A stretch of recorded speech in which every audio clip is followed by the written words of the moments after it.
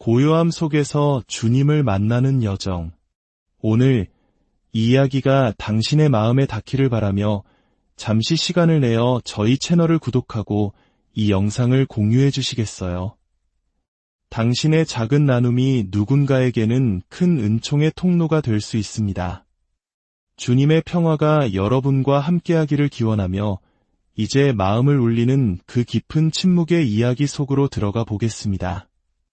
성체를 모시고 돌아서자마자 휴대폰을 확인하는 사람들, 화려하게 꾸며진 제단 앞에서 하품을 참지 못하는 성가대원, 그리고 매주 반복되는 똑같은 미사, 똑같은 순서, 똑같은 형식 속에서 쌓여만 가는 영혼의 피로감.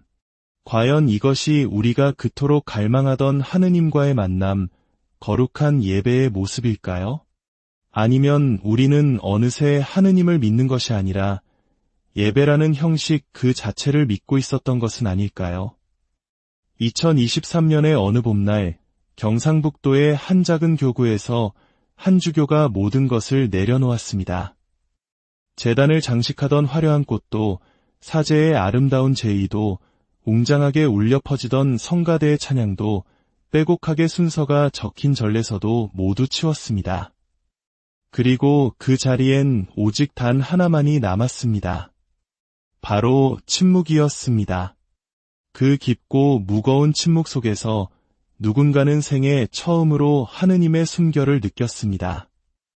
이것은 윤상훈 주교가 선택한 가난한 미사의 시작이었습니다. 그리고 그의 조용한 개혁은 아무도 예상하지 못했던 거룩한 길로 교구 전체를 이끌어가기 시작합니다. 그날은 사순제 2주일이었습니다. 교구 본당에 모인 신자들은 평소와는 전혀 다른 분위기에 어리둥절했습니다.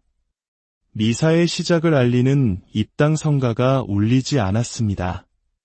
매주 손에 쥐던 주보에서는 미사 안내 순서가 사라졌고 사제가 제단으로 입장할 때까지 그 어떤 말도 그 어떤 음악도 없이 정적만이 성당을 가득 채웠습니다. 제대 위는 텅 비어 있었습니다. 수십 년간 당연하게 이어져 왔던 전통의 꽃꽂이조차 보이지 않았습니다. 성당 전체가 텅 빈 듯 공허하면서도 동시에 그 빈자리를 단단한 침묵이 가득 메우고 있었습니다. 그 침묵의 중심에 바로 윤상훈 주교가 서 있었습니다. 53세 나이, 젊지만 단호한 눈빛을 가진 그는 그날 모든 전례적 장식을 공식적으로 철회하며 신자들에게 선포했습니다. 이제부터 우리는 오직 말씀만을 듣고 성체만을 바라보며 하느님 앞에 가장 겸손한 모습으로 서기로 합시다. 그의 말이 끝나자 신자들의 얼굴에는 혼란과 침묵, 그 두 가지 감정만이 가득했습니다. 어떤 이들은 당황스러움에 어쩔 줄 몰라 했고 또 다른 어떤 이들은 조용히 눈물을 떨구었습니다. 그 순간 미사가 화려한 공연이 아니라 나의 영혼이 하느님과 직접 마주하는 만남이라는 것을 처음으로 온몸으로 깨달았기 때문입니다. 사실 윤상훈 주교는 이전까지 서울대교구 전례위원회에서 오랫동안 활동하며 미사의 형식과 전례예술의 중요성을 누구보다 깊이 있게 가르쳐왔던 인물이었습니다. 그런 그가 갑작스럽게 모든 장식을 없애기로 한 결정은 교회 안팎에 큰 충격과 파문을 불러일으켰습니다. 하지만 그는 단호하게 말합니다. 우리의 신앙이 병들어가고 있는 이유는 우리가 너무나 많은 외적인 형식에 의지하고 있기 때문입니다. 사람들은 점점 기도하지 않고 그저 감동적인 무언가를 느끼려고만 합니다. 이제 우리는 스쳐 지나가는 느낌이 아니라 하느님의 현존 그 자체를 마주해야 합니다. 그는 교구의 모든 신부들에게 공문을 보냈습니다. 앞으로 제단 장식은 일절 중단하고 성가대는 복잡한 화음의 성가가 아닌 단순한 찬송만을 유지하며 무엇보다 신자들에게 미사 안에서 침묵의 시간을 온전히 회복시켜줄 것을 요청했습니다. 그 개혁의 길은 결코 쉽지 않았습니다. 몇몇 신자들은 거세게 항의했고 왜 우리의 아름다운 미사를 이토록 무미건조하게 만들었습니까? 라며 원망 섞인 질문을 던졌습니다. 하지만 시간이 흐르면서 조용한 변화의 물결이 일어나기 시작했습니다. 평소 미사 시간에 꾸벅꾸벅 졸던 한 노인은 이제 두 손을 경건하게 모은 채 미동도 없이 제단을 바라보고 있었습니다. 10년 넘게 냉담하며 교회에 나오지 않았던 한 청년은 이 낯선 침묵 속에서 처음으로 하느님께 자신의 속마음을 털어놓을 수 있었다고 고백했습니다. 어느 수도자는 자신의 일기에 이렇게 적었습니다. 나는 이제야 비로소 진짜 미사에 참여하는 느낌이다. 더 이상 외적인 감동이 나를 흔드는 것이 아니라 내면의 깊은 고요함 속에서 그분을 느낀다. 윤상훈 주교의 결정은 그저 전례를 간소화하는 차원의 문제가 아니었습니다. 그것은 이 시대가 잃어버린 신앙의 본질로 돌아가자는 외침이었고 형식에 가려졌던 하느님과의 진정한 만남을 회복하자는 작지만 거룩한 혁명이었습니다. 그는 애써 설명하지 않았지만 이 모든 것은 그의 깊은 기도 안에서 시작된 일이었습니다. 사순 시기가 시작될 무렵 그는 기도 중에 마음을 울리는 한마디 음성을 들었다고 합니다. 너희가 나를 잊고 나를 위한 그 형식을 사랑하는구나. 그 음성에 그는 모든 것을 멈추었습니다. 그리고 자신이 쌓아왔던 모든 지식과 경험을 내려놓기로 결심한 것입니다. 지금 경상북도의 이 작은 교구는 한국 가톨릭 전체에 조용하지만 강력한 물결을 일으키고 있습니다. 놀랍게도 신자 수가 줄지 않고 오히려 방황하던 젊은이들의 참여가 조금씩 늘고 있습니다. 미사 시간은 더 짧아졌지만 신자들의 기도는 비교할 수 없이 깊어졌습니다. 주일 미사가 끝난 후 성당 앞마당은 조용한 혼란으로 가득했습니다. 아이의 손을 잡고 성당을 나서던 한 젊은 어머니는 아무 음악도 없이 미사를 드리니 아이가 너무 지루해했어요. 라며 걱정스러운 표정을 지었습니다. 한쪽에서는 중년의 남성이 참았던 불만을 터뜨렸습니다. 우리가 정성껏 바친 헌금으로 꽃도 놓고 제대도 아름답게 꾸미는 것 아닙니까? 왜 주님께 바치는 그 정성마저 없애버리는 겁니까? 심지어 수십 년간 성가대 봉사를 해왔던 단원들은 눈물을 글썽이며 입을 모았습니다. 성가대 연습은 우리 삶의 중심이자 가장 큰 기쁨이었어요. 우리 목소리로 하느님을 찬양하는 그 기쁨이 사라진다면 우리에게는 무엇이 남는 건가요? 그날 이후 교구청에는 항의와 민원이 쇄도했습니다. 우리의 소중한 전통을 무너뜨리지 마십시오. 미사가 너무 삭막하고 차갑습니다. 신자들의 정성을 무시하지 마세요. 윤상훈 주교는 그 모든 항해 편지를 한 통 한 통 조용히 읽었습니다. 그리고 그중 단 한 장의 편지를 따로 꺼내 오랫동안 손에 붙들고 있었습니다. 그것은 어느 이름 없는 노인이 서툰 손글씨로 써내려간 짧은 쪽지였습니다. 주교님, 오늘 미사에서 저는 아주 오랜만에 소리내어 울었습니다. 아무런 장식도 아무런 음악도 없었지만 제단 위에 살아계신 주님의 숨소리가 들리는 것만 같았습니다. 진심으로 감사합니다. 부디 이 길을 계속 가주십시오. 그 짧은 쪽지 한 장이 수백 통의 비판보다 더 깊고 무겁게 주교의 가슴을 울렸습니다. 개혁은 언제나 저항을 불러옵니다. 특히 신앙 공동체 안에서 익숙한 것에 변하는 때로 배신처럼 느껴지기도 합니다. 하지만 윤 주교는 말합니다. 변화는 파괴가 아닙니다. 흩어진 본질을 되찾기 위한 거룩한 여정입니다. 그는 교구의 모든 본당을 직접 방문하기로 결정합니다. 매주 다른 성당에서 침묵 미사를 직접 집전하며 신자들과 함께 고요함의 시간을 나누고 그들의 모든 질문에 귀 기울이며 직접 답하기 시작했습니다. 어느 성당에서 미사를 마친 후 한 노부부가 조심스럽게 그에게 다가왔습니다. 주교님, 사실 처음 몇 주는 너무나 불편하고 어색했습니다. 그런데 세 번째 주일부터 이상하게 마음이 평안해지는 것을 느꼈어요. 우리 부부는 요즘 미사가 끝나도 바로 일어서지 않고 그저 아무 말 없이 자리에 조용히 앉아 있습니다. 그 시간이 얼마나 소중하고 거룩한지 처음으로 알게 되었습니다. 그 변화는 어른들뿐만 아니라 아이들에게도 조금씩 퍼져나갔습니다. 구미시의 한 본당에서는 초등학생들을 대상으로 침묵 묵상 교실이 시범적으로 열렸습니다. 처음에는 아이들 대부분이 의자에 앉아 몸을 비틀고 딴짓을 하며 지루함을 참지 못했습니다. 하지만 몇 주가 지나자 아이들은 조용히 눈을 감고 자신의 내면에 집중할 수 있게 되었습니다. 한 아이는 이런 소감문을 남겼습니다. 나는 기도를 어떻게 해야 할지 잘 모르지만 조용히 눈을 감고 있으면 하느님이 내 마음속 이야기를 다 듣고 계시는 것 같아요.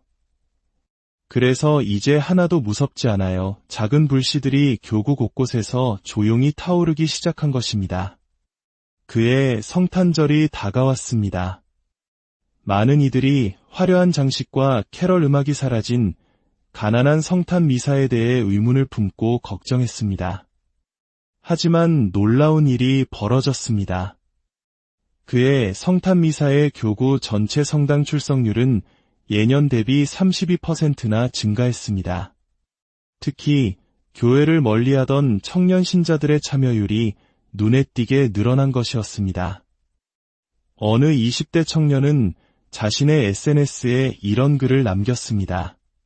화려한 조명과 시끄러운 음악 대신 오롯이 나 자신과 마주하고 진심으로 기도할 수 있는 공간이 생겼다. 나는 오늘 교회에서 처음으로 나를 내려놓았다. 윤상훈 주교는 겉으로 드러내지 않았지만 그 누구보다 치열하게 자신과 싸우고 있었습니다. 어느 날 밤 교구청 옥상에 홀로 앉아있는 그에게 한 젊은 사제가 다가와 조심스럽게 물었습니다. 주교님, 모든 사람의 비난을 감수하면서까지 이렇게까지 하셔야 하는 이유가 있으십니까? 윤 주교는 한동안 밤하늘을 바라보며 침묵하다가 나지막이 대답했습니다. 나는 하느님 앞에 마음이 맑은 교회를 바치고 싶습니다. 사람들이 화려함이 아닌 고요함을 통해 그분의 살아있는 현존을 직접 느낄 수 있도록 말이오. 그 말은 단순한 신념의 표현이 아니라 한 영혼의 깊은 고백처럼 들렸습니다. 그리고 지금 경상북도의 작은 교구는 조용히 그러나 근본적으로 달라지고 있습니다. 웅장한 찬양 소리는 적어졌지만 회개의 눈물이 많아졌습니다.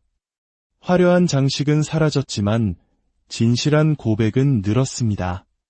예배당은 더 단순해졌지만 그 안에서 드려지는 기도의 깊이는 헤아릴 수 없이 깊어졌습니다. 그 모든 변화의 중심에는 침묵이 있었습니다. 그리고 그 침묵은 마침내 사람들의 굳게 닫힌 심장을 두드리기 시작했습니다. 경상북도의 한 작은 교구에서 시작된 이 고요한 변화는 생각보다 훨씬 빠르게 한국 사회 전체로 퍼져나갔습니다. 처음에는 몇몇 교회 신문이 전례 단순화의 새로운 실험이라는 제목으로 작게 다루었을 뿐이었습니다. 하지만 그 다음 주 한 가톨릭 방송국에서 방영된 윤상훈 주교와의 인터뷰가 결정적인 계기가 되었습니다. 주교님, 많은 이들이 질문합니다. 왜 지금 이 시점에 이토록 침묵을 강조하시는 것입니까? 진행자의 질문에 윤 주교는 잠시 눈을 감고 숨을 고른 뒤 차분하게 대답했습니다. 우리는 말이 너무 많아졌습니다. 하느님께 드리는 우리의 기도조차 때로는 우리가 스스로 만들어낸 소음에 불과할 때가 많습니다. 이제는 우리의 말을 멈추고 침묵 속에서 말씀하시는 하느님의 목소리를 들어야 할 때입니다. 그의 말은 그날 밤 TV를 지켜보던 수많은 신자들의 가슴에 잔잔하지만 깊은 울림을 남겼습니다. 그 방송 이후 전국 여러 교구에서 문의가 들어오기 시작했습니다. 윤 주교님처럼 미사를 간소화하려면 어떻게 시작해야 합니까? 침묵의 전례를 위한 교육 자료가 있습니까? 심지어 각지의 수도원과 청년 공동체, 병원 사목회에서도 묵상 중심의 전례를 시범적으로 도입하고 싶다는 의사를 밝혀왔습니다. 서울, 광주, 대전, 그리고 제주에 이르기까지 전국 곳곳에서 자발적인 작은 침묵의 모임이 생겨났습니다. 이들은 주일 미사 외에도 분주한 일상 속에서 하느님의 숨결을 느끼기 위해 조용한 저녁 시간에 함께 모여 묵상하기 시작했습니다. 그 모임에는 긴 기도도 뜨거운 찬양도 없었습니다. 그저 촛불 하나, 그리고 성경 말씀 한 구절, 그 후 이어지는 긴 침묵. 그 시간은 참석자들에게 놀라운 내적 변화를 가져왔습니다. 한 30대 직장인은 이렇게 고백했습니다. 회사에서도 가족 안에서도 저는 늘 누군가의 기대를 채우기 위해 애쓰며 살아야 했습니다. 그런데 이 침묵 모임에서는 아무것도 하지 않아도 괜찮았습니다. 그 고요함 속에서 저는 처음으로 하느님께서 아무 조건 없이 저를 있는 모습 그대로 사랑하신다는 것을 느꼈습니다. 이렇듯 침묵은 세상의 그 어떤 화려한 웅변보다 더 깊이 사람들의 마음을 어루만졌습니다. 하지만 모든 과정이 순조롭지만은 않았습니다. 일부 성당에서는 신자들 간의 갈등이 불거졌습니다. 왜 우리 본당만 이런 방식으로 미사를 드려야 합니까? 예전처럼 다 함께 성가도 부르고 축복도 받으며 기쁘게 미사를 드리고 싶습니다. 이건 너무 급진적인 변화입니다. 심지어 일부 교회 언론에서는 전통의 훼손, 미사 성사의 정체성 위협이라는 논조로 비판 기사를 내기도 했습니다. 윤상훈 주교는 그 비판을 외면하지 않았습니다. 그는 직접 언론 간담회에 참석해 자신의 입장을 차분히 밝혔습니다. 저는 전통을 없애려는 것이 아닙니다. 오히려 전통이 담고 있던 본래의 거룩한 정신을 회복하고자 하는 것입니다. 우리의 화려함이 하느님의 현존을 가리는 그 순간 우리는 가장 가난하고 단순했던 처음의 모습으로 돌아가야만 합니다. 그의 진심 어린 호소는 점차 더 많은 이들의 공감을 얻기 시작했습니다. 특히 변화를 갈망하던 젊은 사제들과 수도자들 사이에서 윤 주교의 개혁을 지지하는 목소리가 커졌습니다. 우리는 사람을 즐겁게 하기 위한 전례가 아니라 오직 하느님을 위한 전례를 회복해야 합니다. 이 말은 새로운 길을 찾고 있던 많은 이들에게 하나의 분명한 방향을 제시했습니다. 그 후 한국 천주교 주교회의는 윤상훈 주교의 개혁 사례를 바탕으로 전례의 본질과 거룩한 단순화를 주제로 한 전국 사제 연수 토론회를 개최했습니다. 예상보다 훨씬 많은 사제와 수도자들이 참석하여 강당을 가득 메웠고 발표가 끝난 후에는 우레와 같은 박수 대신 길고 경건한 침묵이 그 공간을 채웠습니다. 하느님은 침묵 안에서 가장 크게 말씀하신다.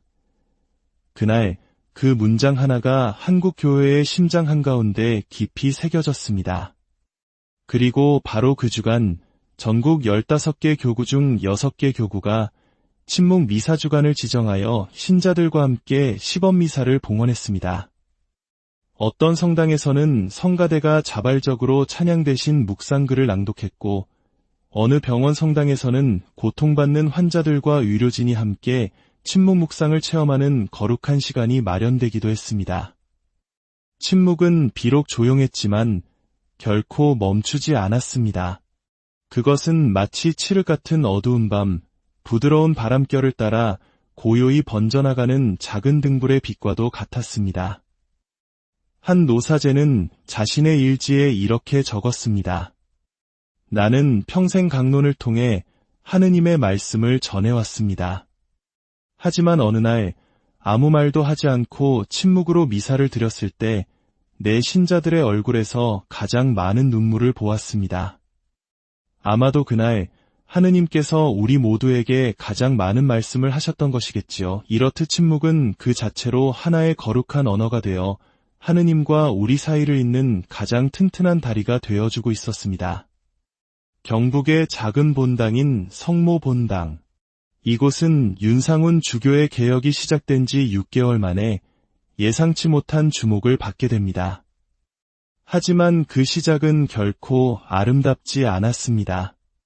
성당 내 찬양단이 해산되고 화려한 장식이 모두 사라지자 헌금은 눈에 띄게 줄었습니다.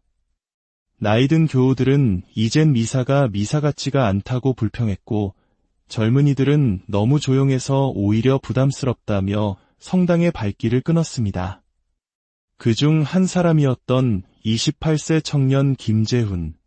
그는 어릴 적부터 성당을 다녔지만 대학생이 되면서부터 서서히 신앙과 멀어졌습니다. 기도보다 바쁜 일상, 하느님보다 더 가깝게 느껴지는 SNS. 그에게 신앙이란 어릴 적 어머니의 손에 이끌려 다녔던 익숙하지만 이제는 낯설어진 공간일 뿐이었습니다.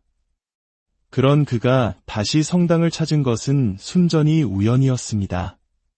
어느 날 저녁, 지친 몸을 이끌고 퇴근하던 길에 본당 앞을 지나던 그의 눈에 성당 안에서 새어나오는 희미한 촛불 하나가 들어왔습니다.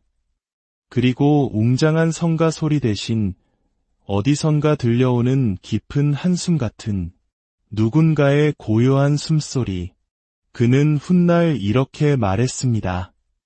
그게 이상하게도 제 발걸음을 붙잡더라고요. 그날 밤 그는 조심스럽게 성당 문을 열었습니다. 예전처럼 누군가 반갑게 인사하지도 않았고 어느 자리에 앉으라고 안내해주지도 않았습니다. 그저 정면 제대 앞에 한 신부님이 조용히 무릎을 꿇고 기도하고 있을 뿐이었습니다. 그 자리에 가만히 앉은 김재훈. 그는 무슨 기도를 드려야 할지 몰랐습니다. 입술은 굳어버렸고 머릿속은 온갖 세상 걱정으로 복잡했지만 가슴 한편에서는 이런 말이 계속 맴돌았습니다. 하느님, 정말 거기에 계신가요? 정말 저 같은 사람도 다시 불러주실 수 있나요? 30분 동안 아무 말도 하지 못했지만 그는 그 시간이 자신의 일생에서 하느님께 가장 가까이 다가갔던 순간이라고 고백합니다. 그날 이후 김재훈은 매주 성당을 찾기 시작했습니다. 처음에는 아무도 그의 존재를 몰랐지만 어느 날 그가 묵묵히 성당 청소에 참여하면서부터 조금씩 공동체와 연결되기 시작했습니다. 그가 사람들에게 한 말은 아주 단순했습니다. 저는 이 침묵 속에서 하느님이 정말로 살아계신다는 걸 느꼈습니다. 그분은 제가 아무 말하지 않아도 제 마음을 이미 다 알고 계셨다는 거요. 그의 진솔한 변화는 교회를 떠났던 다른 청년들에게도 조용한 파장을 일으켰습니다. 어느새 6명, 그리고 15명. 말없는 기도회라는 이름으로 젊은이들의 자발적인 모임이 생겨났습니다. 그 모임에는 세련된 음악도, 성능 좋은 스피커도, 유창한 강론도 없었습니다. 오직 성경 말씀 한 구절과 이어서지는 30분간의 깊은 침묵뿐이었습니다. 그들은 그 침묵 안에서 서로를 판단하지 않는 법을 배웠고 무언가를 애써 설명하지 않아도 함께 있어주는 것만으로도 큰 힘이 되는 진짜 신앙 공동체를 조금씩 회복해 갔습니다. 그러던 어느 날 본당의 한 할머니 교우가 우연히 젊은이들의 기도 모임에 초대받게 됩니다. 처음엔 어색해하며 걱정했지만 30분의 침묵이 지나자 그녀의 눈가에는 조용히 눈물이 고였습니다. 이 조용함 속에 있으니 하느님만 바라보며 뜨겁게 기도했던 내 젊은 시절이 다시 살아나는 것만 같았어요. 그날 이후 성당 안에서 세대 간에 보이지 않던 벽이 허물어지기 시작했습니다. 노인들은 말이 없어도 곁에 가만히 앉아주는 청년들에게서 큰 위로를 받았고 청년들은 아무 말 없이 자신들의 손을 꼭 잡아주는 어르신들에게서 믿음의 깊이와 무게를 배웠습니다. 이 작은 변화는 성모 본당 전체의 분위기를 바꾸어 놓았습니다. 주일 미사에 참여하는 신자 수는 예전보다 줄었을지 몰라도 주중에 열리는 묵상회와 침묵기도 모임의 참여자는 계속해서 늘어갔습니다. 본당 신부님은 사목일지에 이렇게 기록했습니다. 예전에는 얼마나 많은 사람이 성당에 왔는가를 세었지만 지금은 한 사람 한 사람이 얼마나 깊이 하느님을 만났는가를 바라보게 됩니다. 그리고 어느 날 서울의 한 대형 본당 신부가 소문을 듣고 성모 본당을 방문해 이렇게 말했습니다. 당신들의 공동체는 신자 수는 줄었을지 몰라도 하느님의 현존은 그 어느 때보다 더 충만해졌습니다. 그 말은 모두가 잠시 잊고 있었던 신앙의 본질, 교회의 본질을 다시 떠올리게 만들었습니다. 윤상훈 주교의 개혁은 결코 제도나 숫자를 바꾸기 위함이 아니었습니다. 그는 단 한 사람이라도 다시 하느님 앞에 진심으로 무릎 꿇을 수 있다면 그것이 진짜 개혁의 성공이라고 굳게 믿었습니다. 그리고 지금 한 청년의 침묵이 무너져가던 하나의 공동체를 부활시키고 있었습니다. 2024년 가을 한 통의 이메일이 윤상훈 주교 앞으로 도착했습니다. 보낸 이는 일본 나가사키 교구의 다카하시라는 사제였습니다. 그는 서툰 한국어로 이렇게 적었습니다. 최근 한국에서 시작된 조용한 개혁에 대한 소식을 들었습니다. 주교님의 침묵이 저희 일본 교회에도 큰 울림이 되었습니다. 놀라운 일이었습니다. 경상북도의 작은 시골 교구에서 시작된 이 형식 없는 미사의 움직임이 어느새 국경을 넘어 퍼지고 있었던 것입니다. 그 후 몇 주 사이 필리핀과 대만, 심지어 베트남의 사제들까지 윤 주교에게 비슷한 내용의 메시지를 보내왔습니다. 우리도 신자들의 닫힌 마음을 다시 열고 싶습니다. 본질로 돌아가는 길을 간절히 찾고 있었는데 당신이 그 길을 보여주셨습니다. 미사가 그저 일주일에 한 번 참여하는 의무가 아니라 우리의 삶이 되도록 만들고 싶습니다. 그들은 한결같이 궁금해했습니다. 어떻게 그렇게 과감한 결정을 내릴 수 있었는지, 수많은 반발과 비난 속에서 어떻게 흔들리지 않고 중심을 지킬 수 있었는지를. 윤 주교는 그들에게 이렇게 답신을 보냈습니다. 저 역시 인간이기에 두려웠습니다. 하지만 하느님께서 먼저 우리에게 침묵으로 말씀하셨습니다. 저는 그분의 음성에 순명했을 뿐입니다. 그의 대답은 짧았지만 그 어떤 긴 설명보다 강한 힘을 가지고 있었습니다. 그리고 그 말은 국경을 넘어 변화를 갈망하던 다른 나라 사제들의 마음에 불을 지폈습니다. 몇 달 후 대만 가오슝 교구의 한 본당에서 침묵의 미사가 시범적으로 시작되었습니다. 신자들의 반응은 처음엔 어색함과 혼란 그 자체였지만 두 번째, 세 번째 주일이 지나자 기도 중에 조용히 눈물을 흘리는 사람들의 수가 늘어나기 시작했습니다. 이제야 진짜 미사에 참여하는 느낌이에요. 누군가의 목소리가 아닌 하느님의 직접적인 순결을 느꼈습니다. 이러한 반응들은 SNS와 유튜브를 통해 각국의 평신도들 사이에서도 작은 불씨처럼 번져나갔습니다. 베트남의 한 수도자 공동체는 매일 밤 20분간의 침묵 묵상을 시작했고, 필리핀의 청년 사도직 단체는 뜨거운 찬양 집회 대신 조용한 성경 나눔 시간을 도입했습니다. 그 모든 변화의 중심에는 경북 교구의 작지만 용기 있는 실험이 있었습니다. 2025년 봄 서울에서 열린 아시아 가톨릭 목회자 포럼에서 윤상훈 주교는 의식이 아닌 임재의 회복이라는 제목으로 강연을 하게 됩니다. 그는 수많은 아시아의 사제들 앞에서 이렇게 말했습니다. 우리가 잃어버린 것은 화려한 제단이나 웅장한 음악이 아닙니다. 우리가 진정으로 잃어버린 것은 거룩하신 하느님 앞에 섰을 때의 그 떨림입니다. 그의 목소리는 작았지만 강당은 마치 시간이 멈춘 듯 숨죽인 고요함에 휩싸였습니다. 강연이 끝나자 한 인도네시아 주교가 조용히 그에게 다가와 말했습니다. 우리는 너무나 많은 것을 준비하느라 정작 가장 중요하신 하느님을 놓치고 있었습니다. 당신이 그것을 깨닫게 해주었습니다.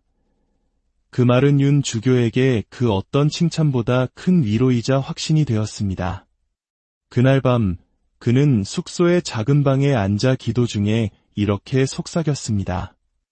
주님, 저희가 외적인 형식이 아니라 당신의 현존에 사로잡히는 교회가 되게 하소서. 이 기도는 이제 한 사제의 기도가 아니라 아시아 곳곳에서 신자와 사제, 수도자들이 함께 드리는 거룩한 공동체의 기도가 되어가고 있었습니다. 침묵은 언어와 문화의 장벽을 넘어섰습니다. 그리고 그곳에서 교회의 새로운 얼굴이 조용히 피어나고 있었습니다. 2025년 여름, 경북교구는 여전히 깊은 침묵 미사의 여운 안에 머물러 있었습니다. 신자들은 더 이상 화려한 합창이나 복잡한 전례 순서에 집착하지 않았습니다. 대신 고요한 성전 안에서 나지막이 들려오는 성경의 한 구절, 사제가 성체를 높이 들어 올리는 그 순간의 숨소리, 그 작고 거룩한 떨림 하나하나가 그들의 잠자던 신앙을 깨우고 있었습니다.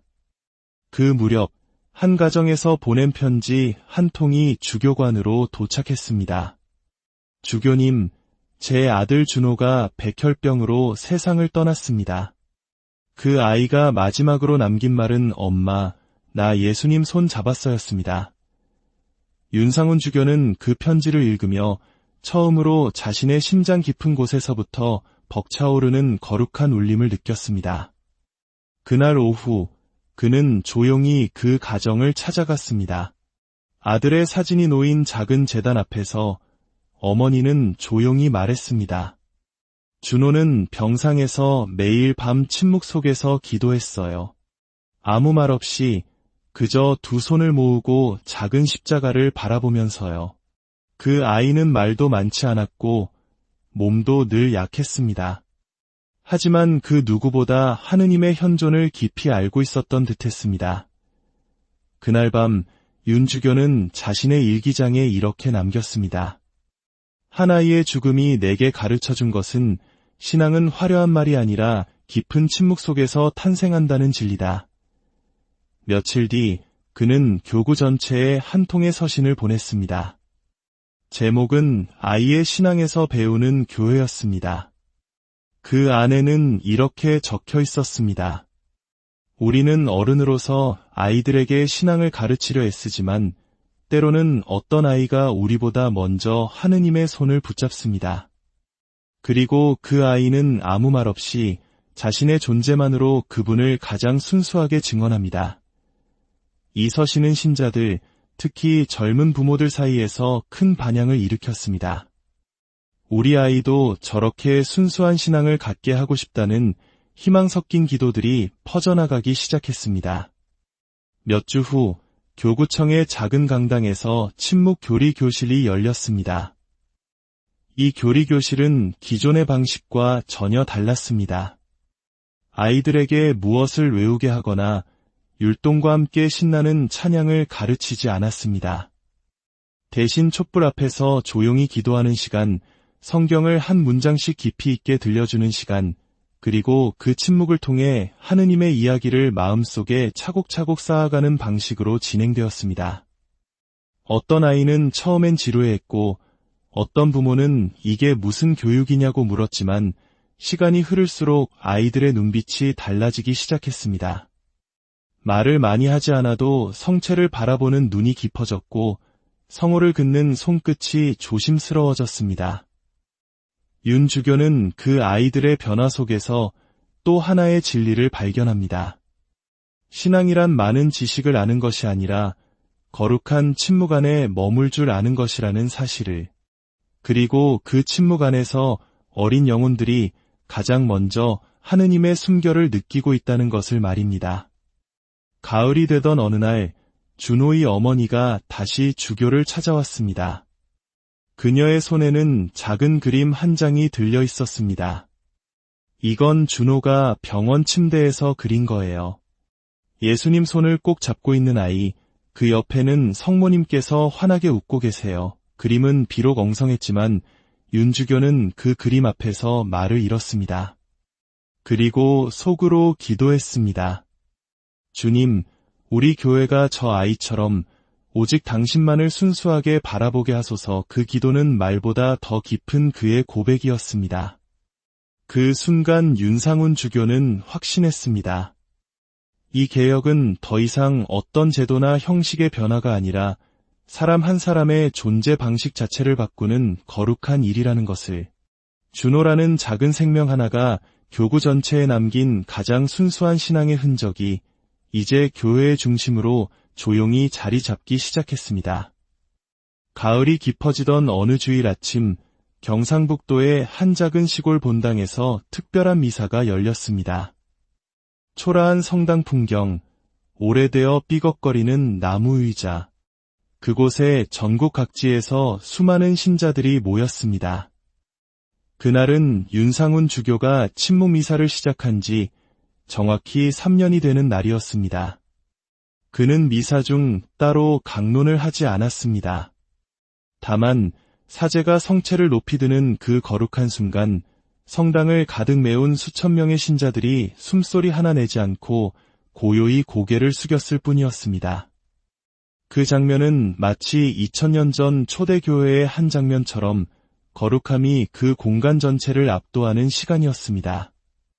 미사가 끝난 후 몇몇 언론사 기자들이 주교에게 이 침묵개혁의 성공 비결을 물었습니다. 하지만 그는 온화한 미소만 지은 채 짧게 대답했습니다. 이것은 제가 이룬 것이 아닙니다. 하느님께 귀 기울이기를 선택한 모든 이들이 함께 만든 거룩한 여정입니다. 그리고 덧붙였습니다. 신앙은 설득이 아닙니다. 신앙은 깊은 감동입니다. 그리고 그 감동은 가장 고요한 침묵 속에서 시작됩니다. 이제 경북 교구에는 예전처럼 행사를 알리는 화려한 포스터나 현란한 프로그램들이 거의 없습니다. 하지만 그 대신 어느 낡은 골목길 작은 방 안에서 자발적인 기도 모임이 시작되었고 청소년들이 스스로 모여 침묵 안에서 말씀을 묵상하는 시간이 늘어났습니다. 신학교에도 변화가 찾아왔습니다.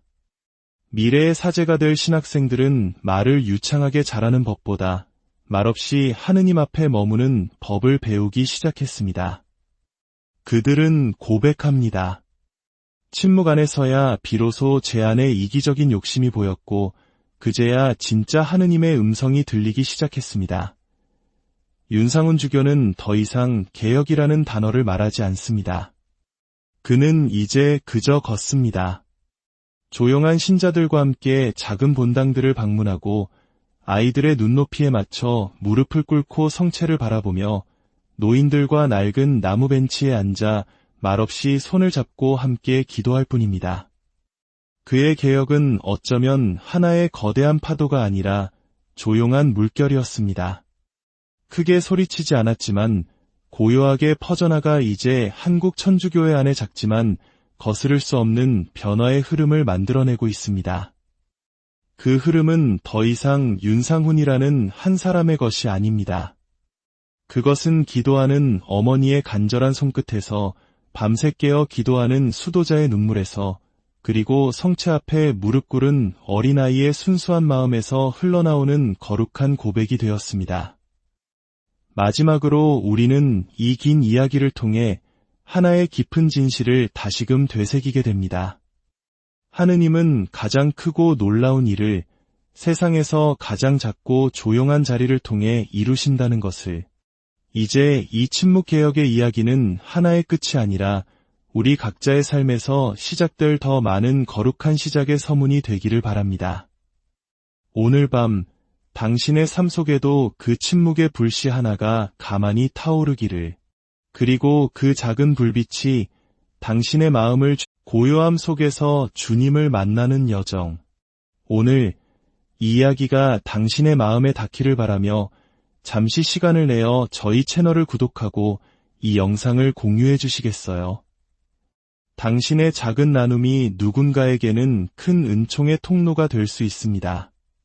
주님의 평화가 여러분과 함께하기를 기원하며 이제 마음을 울리는 그 깊은 침묵의 이야기 속으로 들어가 보겠습니다. 성체를 모시고 돌아서자마자 휴대폰을 확인하는 사람들, 화려하게 꾸며진 제단 앞에서 하품을 참지 못하는 성가대원, 그리고 매주 반복되는 똑같은 미사, 똑같은 순서, 똑같은 형식 속에서 쌓여만 가는 영혼의 피로감. 과연 이것이 우리가 그토록 갈망하던 하느님과의 만남, 거룩한 예배의 모습일까요? 아니면 우리는 어느새 하느님을 믿는 것이 아니라 예배라는 형식 그 자체를 믿고 있었던 것은 아닐까요? 2023년의 어느 봄날, 경상북도의 한 작은 교구에서 한 주교가 모든 것을 내려놓았습니다. 제단을 장식하던 화려한 꽃도, 사제의 아름다운 제의도, 웅장하게 울려 퍼지던 성가대의 찬양도, 빼곡하게 순서가 적힌 전례서도 모두 치웠습니다. 그리고 그 자리엔 오직 단 하나만이 남았습니다. 바로 침묵이었습니다. 그 깊고 무거운 침묵 속에서 누군가는 생애 처음으로 하느님의 숨결을 느꼈습니다. 이것은 윤상훈 주교가 선택한 가난한 미사의 시작이었습니다. 그리고 그의 조용한 개혁은 아무도 예상하지 못했던 거룩한 길로 교구 전체를 이끌어가기 시작합니다. 그날은 사순제 2주일이었습니다. 교구 본당에 모인 신자들은 평소와는 전혀 다른 분위기에 어리둥절했습니다. 미사의 시작을 알리는 입당 성가가 울리지 않았습니다. 매주 손에 쥐던 주보에서는 미사 안내 순서가 사라졌고 사제가 제단으로 입장할 때까지 그 어떤 말도 그 어떤 음악도 없이 정적만이 성당을 가득 채웠습니다. 제대 위는 텅 비어 있었습니다. 수십 년간 당연하게 이어져 왔던 전통의 꽃꽂이조차 보이지 않았습니다. 성당 전체가 텅 빈 듯 공허하면서도 동시에 그 빈자리를 단단한 침묵이 가득 메우고 있었습니다. 그 침묵의 중심에 바로 윤상훈 주교가 서 있었습니다. 53의 나이, 젊지만 단호한 눈빛을 가진 그는 그날 모든 전례적 장식을 공식적으로 철회하며 신자들에게 선포했습니다. 이제부터 우리는 오직 말씀만을 듣고 성체만을 바라보며 하느님 앞에 가장 겸손한 모습으로 서기로 합시다. 그의 말이 끝나자 신자들의 얼굴에는 혼란과 침묵, 그 두 가지 감정만이 가득했습니다. 어떤 이들은 당황스러움에 어쩔 줄 몰라 했고 또 다른 어떤 이들은 조용히 눈물을 떨구었습니다. 그 순간 미사가 화려한 공연이 아니라 나의 영혼이 하느님과 직접 마주하는 만남이라는 것을 처음으로 온몸으로 깨달았기 때문입니다. 사실 윤상훈 주교는 이전까지 서울대교구 전례위원회에서 오랫동안 활동하며 미사의 형식과 전례예술의 중요성을 누구보다 깊이 있게 가르쳐왔던 인물이었습니다. 그런 그가 갑작스럽게 모든 장식을 없애기로 한 결정은 교회 안팎에 큰 충격과 파문을 불러일으켰습니다. 하지만 그는 단호하게 말합니다. 우리의 신앙이 병들어가고 있는 이유는 우리가 너무나 많은 외적인 형식에 의지하고 있기 때문입니다. 사람들은 점점 기도하지 않고 그저 감동적인 무언가를 느끼려고만 합니다. 이제 우리는 스쳐 지나가는 느낌이 아니라 하느님의 현존 그 자체를 마주해야 합니다. 그는 교구의 모든 신부들에게 공문을 보냈습니다. 앞으로 제단 장식은 일절 중단하고 성가대는 복잡한 화음의 성가가 아닌 단순한 찬송만을 유지하며 무엇보다 신자들에게 미사 안에서 침묵의 시간을 온전히 회복시켜줄 것을 요청했습니다. 그 개혁의 길은 결코 쉽지 않았습니다. 몇몇 신자들은 거세게 항의했고 왜 우리의 아름다운 미사를 이토록 무미건조하게 만들었습니까? 라며 원망 섞인 질문을 던졌습니다. 하지만 시간이 흐르면서 조용한 변화의 물결이 일어나기 시작했습니다. 평소 미사 시간에 꾸벅꾸벅 졸던 한 노인은 이제 두 손을 경건하게 모은 채 미동도 없이 제단을 바라보고 있었습니다. 10년 넘게 냉담하며 교회에 나오지 않았던 한 청년은 이 낯선 침묵 속에서 처음으로 하느님께 자신의 속마음을 털어놓을 수 있었다고 고백했습니다. 어느 수도자는 자신의 일기에 이렇게 적었습니다. 나는 이제야 비로소 진짜 미사에 참여하는 느낌이다. 더 이상 외적인 감동이 나를 흔드는 것이 아니라 내면의 깊은 고요함 속에서 그분을 느낀다. 윤상훈 주교의 결정은 그저 전례를 간소화하는 차원의 문제가 아니었습니다. 그것은 이 시대가 잃어버린 신앙의 본질로 돌아가자는 외침이었고, 형식에 가려졌던 하느님과의 진정한 만남을 회복하자는 작지만 거룩한 혁명이었습니다. 그는 애써 설명하지 않았지만 이 모든 것은 그의 깊은 기도 안에서 시작된 일이었습니다. 사순 시기가 시작될 무렵 그는 기도 중에 마음을 울리는 한마디 음성을 들었다고 합니다. 너희가 나를 잊고 나를 위한 그 형식을 사랑하는구나. 그 음성에 그는 모든 것을 멈추었습니다.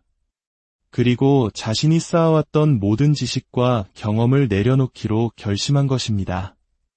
지금 경상북도의 이 작은 교구는 한국 가톨릭 전체에 조용하지만 강력한 물결을 일으키고 있습니다. 놀랍게도 신자 수가 줄지 않고 오히려 방황하던 젊은이들의 참여가 조금씩 늘고 있습니다. 미사 시간은 더 짧아졌지만 신자들의 기도는 비교할 수 없이 깊어졌습니다. 주일 미사가 끝난 후 성당 앞마당은 조용한 혼란으로 가득했습니다. 아이의 손을 잡고 성당을 나서던 한 젊은 어머니는 아무 음악도 없이 미사를 드리니 아이가 너무 지루해했어요. 라며 걱정스러운 표정을 지었습니다. 한쪽에서는 중년의 남성이 참았던 불만을 터뜨렸습니다. 우리가 정성껏 바친 헌금으로 꽃도 놓고 제대도 아름답게 꾸미는 것 아닙니까? 왜 주님께 바치는 그 정성마저 없애버리는 겁니까?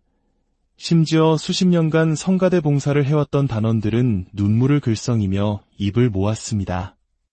성가대 연습은 우리 삶의 중심이자 가장 큰 기쁨이었어요. 우리 목소리로 하느님을 찬양하는 그 기쁨이 사라진다면 우리에게는 무엇이 남는 건가요? 그날 이후 교구청에는 항의와 민원이 쇄도했습니다. 우리의 소중한 전통을 무너뜨리지 마십시오. 미사가 너무 삭막하고 차갑습니다. 신자들의 정성을 무시하지 마세요. 윤상훈 주교는 그 모든 항해 편지를 한 통 한 통 조용히 읽었습니다. 그리고 그중 단 한 장의 편지를 따로 꺼내 오랫동안 손에 붙들고 있었습니다. 그것은 어느 이름 없는 노인이 서툰 손글씨로 써내려간 짧은 쪽지였습니다. 주교님, 오늘 미사에서 저는 아주 오랜만에 소리내어 울었습니다. 아무런 장식도 아무런 음악도 없었지만 제단 위에 살아계신 주님의 숨소리가 들리는 것만 같았습니다. 진심으로 감사합니다. 부디 이 길을 계속 가주십시오. 그 짧은 쪽지 한 장이 수백 통의 비판보다 더 깊고 무겁게 주교의 가슴을 울렸습니다. 개혁은 언제나 저항을 불러옵니다. 특히 신앙 공동체 안에서 익숙한 것에 변하는 때로 배신처럼 느껴지기도 합니다. 하지만 윤 주교는 말합니다. 변화는 파괴가 아닙니다. 흩어진 본질을 되찾기 위한 거룩한 여정입니다. 그는 교구의 모든 본당을 직접 방문하기로 결정합니다. 매주 다른 성당에서 침묵 미사를 직접 집전하며 신자들과 함께 고요함의 시간을 나누고 그들의 모든 질문에 귀 기울이며 직접 답하기 시작했습니다. 어느 성당에서 미사를 마친 후 한 노부부가 조심스럽게 그에게 다가왔습니다. 주교님, 사실 처음 몇 주는 너무나 불편하고 어색했습니다. 그런데 세 번째 주일부터 이상하게 마음이 평안해지는 것을 느꼈어요. 우리 부부는 요즘 미사가 끝나도 바로 일어서지 않고 그저 아무 말 없이 자리에 조용히 앉아 있습니다. 그 시간이 얼마나 소중하고 거룩한지 처음으로 알게 되었습니다. 그 변화는 어른들뿐만 아니라 아이들에게도 조금씩 퍼져나갔습니다. 구미시의 한 본당에서는 초등학생들을 대상으로 침묵 묵상교실이 시범적으로 열렸습니다. 처음에는 아이들 대부분이 의자에 앉아 몸을 비틀고 딴짓을 하며 지루함을 참지 못했습니다. 하지만 몇 주가 지나자 아이들은 조용히 눈을 감고 자신의 내면에 집중할 수 있게 되었습니다. 한 아이는 이런 소감문을 남겼습니다. 나는 기도를 어떻게 해야 할지 잘 모르지만 조용히 눈을 감고 있으면 하느님이 내 마음속 이야기를 다 듣고 계시는 것 같아요. 그래서 이제 하나도 무섭지 않아요. 작은 불씨들이 교구 곳곳에서 조용히 타오르기 시작한 것입니다. 그의 성탄절이 다가왔습니다. 많은 이들이 화려한 장식과 캐럴 음악이 사라진 가난한 성탄 미사에 대해 의문을 품고 걱정했습니다. 하지만 놀라운 일이 벌어졌습니다. 그의 성탄 미사의 교구 전체 성당 출석률은 예년 대비 32%나 증가했습니다. 특히 교회를 멀리하던 청년 신자들의 참여율이 눈에 띄게 늘어난 것이었습니다. 어느 20대 청년은 자신의 SNS에 이런 글을 남겼습니다. 화려한 조명과 시끄러운 음악 대신 오롯이 나 자신과 마주하고 진심으로 기도할 수 있는 공간이 생겼다.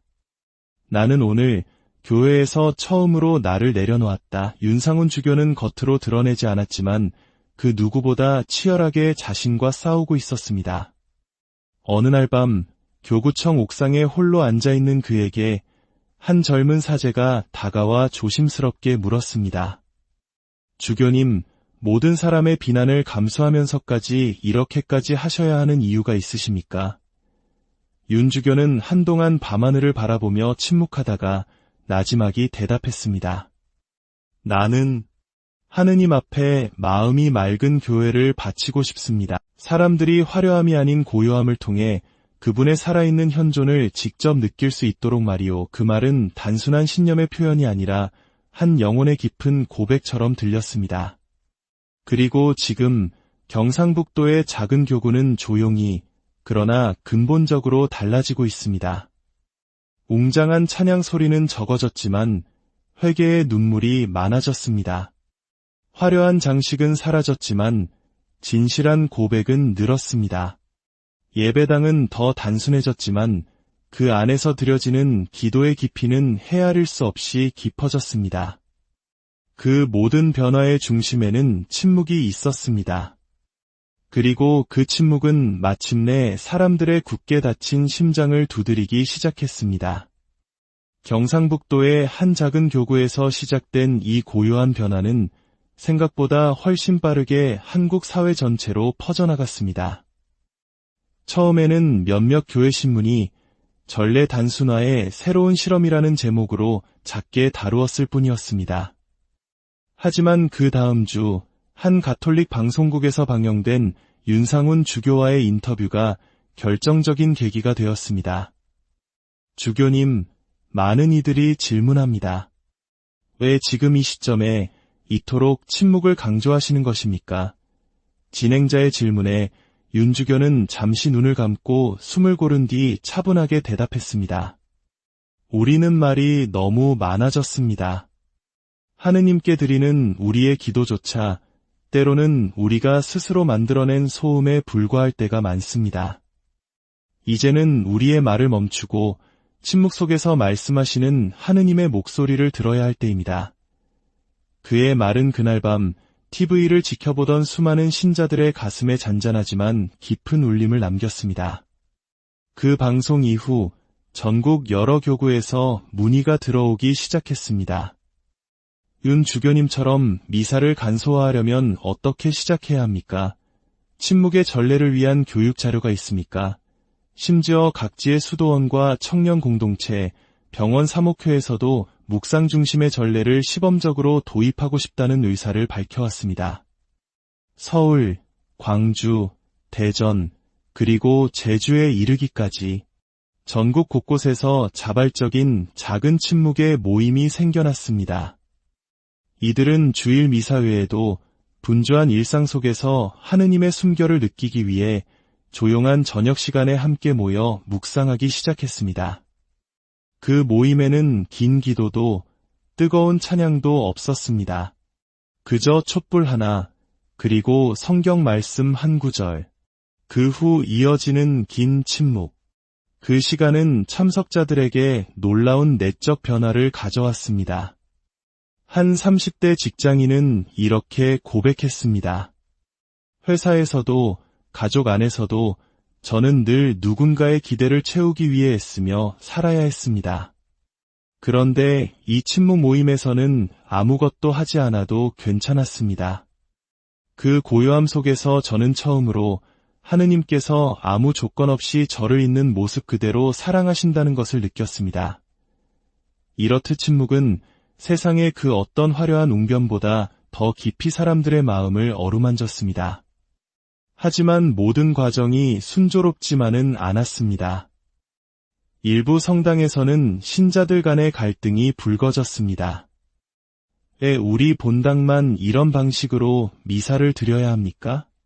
예전처럼 다 함께 성가도 부르고 축복도 받으며 기쁘게 미사를 드리고 싶습니다. 이건 너무 급진적인 변화입니다. 심지어 일부 교회 언론에서는 전통의 훼손, 미사 성사의 정체성 위협이라는 논조로 비판 기사를 내기도 했습니다. 윤상훈 주교는 그 비판을 외면하지 않았습니다. 그는 직접 언론 간담회에 참석해 자신의 입장을 차분히 밝혔습니다. 저는 전통을 없애려는 것이 아닙니다. 오히려 전통이 담고 있던 본래의 거룩한 정신을 회복하고자 하는 것입니다. 우리의 화려함이 하느님의 현존을 가리는 그 순간 우리는 가장 가난하고 단순했던 처음의 모습으로 돌아가야만 합니다. 그의 진심 어린 호소는 점차 더 많은 이들의 공감을 얻기 시작했습니다. 특히 변화를 갈망하던 젊은 사제들과 수도자들 사이에서 윤 주교의 개혁을 지지하는 목소리가 커졌습니다. 우리는 사람을 즐겁게 하기 위한 전례가 아니라 오직 하느님을 위한 전례를 회복해야 합니다. 이 말은 새로운 길을 찾고 있던 많은 이들에게 하나의 분명한 방향을 제시했습니다. 그 후 한국 천주교 주교회의는 윤상훈 주교의 개혁 사례를 바탕으로 전례의 본질과 거룩한 단순화를 주제로 한 전국 사제 연수 토론회를 개최했습니다. 예상보다 훨씬 많은 사제와 수도자들이 참석하여 강당을 가득 메웠고 발표가 끝난 후에는 우레와 같은 박수 대신 길고 경건한 침묵이 그 공간을 채웠습니다. 하느님은 침묵 안에서 가장 크게 말씀하신다. 그날 그 문장 하나가 한국 교회의 심장 한가운데 깊이 새겨졌습니다. 그리고 바로 그 주간 전국 15개 교구 중 6개 교구가 침묵 미사 주간을 지정하여 신자들과 함께 시범 미사를 봉헌했습니다. 어떤 성당에서는 성가대가 자발적으로 찬양 대신 묵상글을 낭독했고 어느 병원 성당에서는 고통받는 환자들과 의료진이 함께 침묵 묵상을 체험하는 거룩한 시간이 마련되기도 했습니다. 침묵은 비록 조용했지만 결코 멈추지 않았습니다. 그것은 마치 칠흑 같은 어두운 밤, 부드러운 바람결을 따라 고요히 번져나가는 작은 등불의 빛과도 같았습니다. 한 노사제는 자신의 일지에 이렇게 적었습니다. 나는 평생 강론을 통해 하느님의 말씀을 전해왔습니다.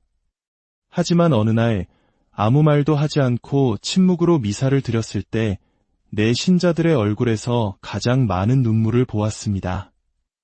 아마도 그날 하느님께서 우리 모두에게 가장 많은 말씀을 하셨던 것이겠지요. 이렇듯 침묵은 그 자체로 하나의 거룩한 언어가 되어 하느님과 우리 사이를 잇는 가장 튼튼한 다리가 되어주고 있었습니다. 경북의 작은 본당인 성모 본당. 이곳은 윤상훈 주교의 개혁이 시작된 지 6개월 만에 예상치 못한 주목을 받게 됩니다. 하지만 그 시작은 결코 아름답지 않았습니다. 성당 내 찬양단이 해산되고 화려한 장식이 모두 사라지자 헌금은 눈에 띄게 줄었습니다. 나이든 교우들은 이젠 미사가 미사 같지가 않다고 불평했고 젊은이들은 너무 조용해서 오히려 부담스럽다며 성당의 발길을 끊었습니다. 그중 한 사람이었던 28세 청년 김재훈. 그는 어릴 적부터 성당을 다녔지만 대학생이 되면서부터 서서히 신앙과 멀어졌습니다. 기도보다 바쁜 일상, 하느님보다 더 가깝게 느껴지는 SNS. 그에게 신앙이란 어릴 적 어머니의 손에 이끌려 다녔던 익숙하지만 이제는 낯설어진 공간일 뿐이었습니다. 그런 그가 다시 성당을 찾은 것은 순전히 우연이었습니다. 어느 날 저녁, 지친 몸을 이끌고 퇴근하던 길에 본당 앞을 지나던 그의 눈에 성당 안에서 새어나오는 희미한 촛불 하나가 들어왔습니다. 그리고 웅장한